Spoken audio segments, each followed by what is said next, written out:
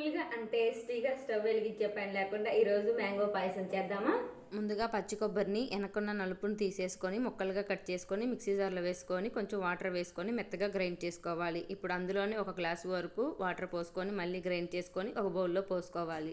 ఇప్పుడు అదే మిక్సీ జార్లో బాగా పండిన 2 మామిడికాయలని పీల్ తీసేసుకొని ముక్కలుగా కట్ చేసుకొని మెత్తగా గ్రైండ్ చేసుకొని మనం ముందుగానే పెట్టుకున్న కొబ్బరి పాలల్లో వేసుకోవాలి. ఇప్పుడు అందులోనే తీపికి తగ్గట్టుగా 1 కప్పు వరకు కండెన్స్ మిల్క్ను వేసుకోవాలి. ఉంటే గనక వేసుకోండి, లేదంటే 1 కప్పు వరకు పంచదార వేసుకోవాలి. ఇప్పుడు అందులోనే 1 కప్పు వరకు చల్లార్చిన పాలు కూడా పోసుకొని మొత్తం ఒకసారి కలుపుకొని ఒక 3 గంటల సేపు పాటు ఫ్రిడ్జ్లో పెట్టుకొని సర్వ్ చేసుకున్నామంటే మన మ్యాంగో పాయసం అయితే రెడీ అయిపోతుంది. కండెన్స్డ్ మిల్క్ని మన ఇంట్లోనే ఎలా చేసుకోవాలి అనేది వీడియో ఆల్రెడీ మన ఛానల్లో అప్లోడ్ చేశా. ఎవరైనా చూడని వాళ్ళు ఉంటే ఈ వీడియో కింద ట్యాగ్ చేస్తా, వెళ్ళి చూసేయండి. ఎవరైనా ఇంటికి వచ్చినప్పుడు లేదా పిల్లలకి ఈవినింగ్ టైంలో కనుక ఇలా చేసి ఇచ్చామంటే చాలా ఇష్టంగా తాగుతారు. మామిడికాయ సీజన్ అయిపోయేలోపు మీరు ట్రై చేయండి. అలాగే వెళ్తూ చిన్న లైక్ ఇచ్చి సబ్స్క్రైబ్ చేసుకోండి అబ్బా.